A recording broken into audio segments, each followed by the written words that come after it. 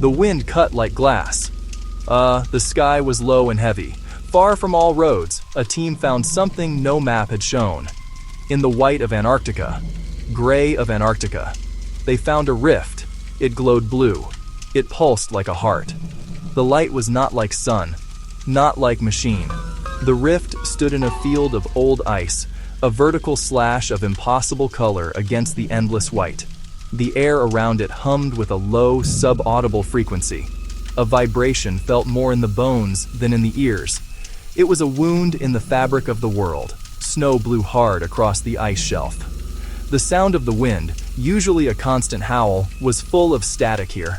Then came the first sharp beeps. Machines began to fail. At first, the team thought of simple error. It was easy to blame the punishing cold, the brutal ice. This was not a slow decay. It was a sudden, systematic collapse of technology. They stood at a distance, faces masked by protective gear, eyes wide, a feeling that was part fear, part wonder. The rift did not radiate heat. Thermometers near its edge dropped several degrees. The light it cast did not illuminate. It drowned the surroundings in its alien hue. The shadows it created were long, sharp, dancing in time with its silent, rhythmic pulse. The silence was profound. The discovery was logged, transmitted in halting, broken bursts before the long-range communications went dead. The report was simple, stark. It spoke of a visual phenomenon, an energy field of unknown origin. At first, the team on the ground thought it was their instruments, a localized magnetic anomaly perhaps. But the instruments back at base told a stranger story. Satellites that had watched the Earth for years, mapping every inch of ice, sent back blank lines. Entire sectors of data simply vanished as their orbits passed over the rift's location. Radios crackled with nonsensical static and then stopped altogether. Compasses, both digital and magnetic, spun like children's toys, useless and confused. The fundamental laws of physics felt thin at the edge of that light. Numbers on computer screens dissolved into strange, geometric shapes. Data streams became corrupted, the ordered flow of ones and zeros turning into a cascade of digital noise. The men and women of science froze. They were pilots flying without instruments, sailors without a star to guide them. The rift was not just a light. It was a zone of nullification, a place where the rules that governed reality seemed to have been temporarily suspended. Scientists from many places tried to explain, coming on secure video links and via encrypted lines. They spoke with slow, careful words, a mixture of professional calm and barely concealed awe. Many were AI-generated analytical models designed to process impossible data. They said the field around the rift blocked all forms of electromagnetic surveillance. Waves of space-time seemed to bend in new, unpredicted ways. Gravity behaved oddly. Time itself, measured by atomic clocks, did not match. Topological defects, localized space-time warping, quantum foam instabilities. But in simple terms, they all said the same thing. We do not understand this. Some theories, a natural fault in the ice, a geological event of unprecedented scale. Some said a rare atmospheric plasma phenomenon from deep below. A few, in hushed tones, claimed alien work. The news, when it inevitably leaked, fed on the fear. But the facts were few. The blue light kept its shape. It kept its silence. Silence in music bed. Only low throb. A decision was made. They would not just observe. They would enter. They made a small expedition, a hand-picked crew. The members were quiet and small in their bulky gear. They wore thick, insulated suits, heavy, reflecting masks. The cameras they carried were state-of-the-art, shielded and locked to the best lenses available. Even so, as they drew near, the snow seemed to fall as if someone had turned the sound off. The silence was like a wall.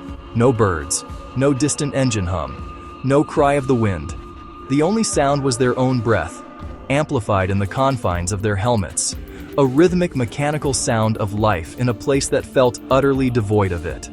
The blue glow seemed to reach for them, its light painting their white suits in shifting patterns of cobalt and azure.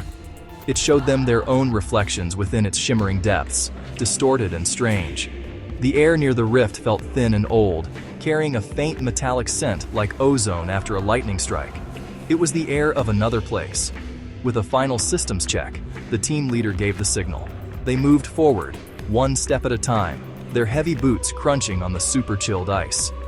The boundary of the rift was not a hard line. It was a curtain of light, shimmering and fluid. As the first explorer pushed through, their radio crackled with a burst of static. And then, for a moment, a single, clear musical note. Then, nothing. One by one, they crossed the threshold, disappearing from the view of the drone cameras watching from a safe distance. Inside, the world did not end, but it did change. The first step shocked them with a light that had no heat, a pure luminescence that filled their vision. The ground under their boots felt too smooth, like polished obsidian. Their radios, which had been silent, now hummed with a chorus of voices that were hard to place, whispers and fragments of speech from no discernible source. And then, through the shimmering blue haze, they saw it, a city. It rose far in the distance, a silent testament of glass and cold steel against a sky they did not recognize. The team moved as if they were in a dream. Each camera captured the city in a way that seemed both wrong and right. The city looked empty. No people walked the streets seen from the gate, no vehicles moved along the crystalline roadways, but there were signs of life. Small enclosed gardens bloomed under vast transparent domes, plants of impossible colors, distant machines hummed with a low, steady power, massive screens embedded in the sides of buildings flashed with messages, intricate symbols the team could not translate. It felt paused. It felt as if it were waiting. The city shone with lights that were both warm and alien. Towers curved like giant, fossilized shells. Roads seemed to be made of flowing light, suspended in the air with no visible support. Snow lay on the edges of the city. They did not dare venture far. The mission was to observe, to record, to survive. Then the twist came, not in a flash of light or a sudden confrontation. It came quietly. The team found a plaque. It was simple and clear, mounted on a pedestal just inside the portal's threshold. The writing used old letters and new marks, a script that was both familiar and strange. It read like a map and a plea at once. It was for anyone who could cross the divide. It was a message in a bottle, thrown across an ocean of time. The translation was slow, pieced together by linguists and AI back in the world they had left behind. The core of it was unambiguous. The message said, "We are you. We are from 500 years ahead. We built this gate to send one thing back to our own past. A warning." The words were not angry. They were not a command. They were filled with a profound and urgent sorrow. They asked for change. They named storms of heat that boiled the oceans. They named seas that rose to swallow continents. They asked for choices that still mattered. The scientists and leaders who read the translated message felt a sharp, cold ache. Not anger, not blame. It was a raw sense of chance, both lost and found. If this message was true, it was a line across time, made by human hands. It became a mirror. The future had learned how to reach back. It had learned how to make its voice cross the centuries. Some argued the note was a trick. Some said it was a test of character. Others said it was a map to hope, a second chance written in the language of consequence. The team brought the message home, its text copied onto 1,000 hard drives. They sent it to the labs and to the world's leaders. The world, once united in wonder, split into factions of talk and action. The blue rift remained on the ice. It pulsed at night like a distant, lonely heart. It gave no more light than before, but it now cast a much longer shadow over human thought. In the quiet that followed the revelation, people began to look at small things differently. They watched how ships used their fuel. They watched the way cities grew and consumed the land. They saw the smoke from factories not just as pollution, but as a down payment on the future's grief. New teams of thinkers, philosophers, scientists studied the rift and the note. They tried to build theoretical bridges between the timelines to understand the mechanics of the warning. Some held hope, some held despair.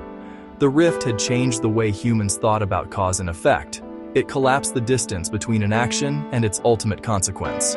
It made the future less like a far-off, hazy destination. It made the future feel like a person, a descendant, someone who could look back at us through a veil of light and sorrow and ask for help. A child calling out to a parent, begging them to make a better choice. The weight of that was immense. The final image from the expedition was not the bright city or the glowing rift alone. It was a high-resolution photograph of that simple plaque. The last line of the message, when translated, was the most haunting part. We tried to tell you, we send this out of love. Make different choices. The words sat like a seed in dry, frozen soil. The world would have to decide whether to let it die or to find a way to make it grow. The rift pulsed, and it waited. In the end, the rift in Antarctica made one thing terrifyingly clear. Time is not only a path forward, it is not a river that flows in one direction. Sometimes it is a loop, a conversation, a line we can cross.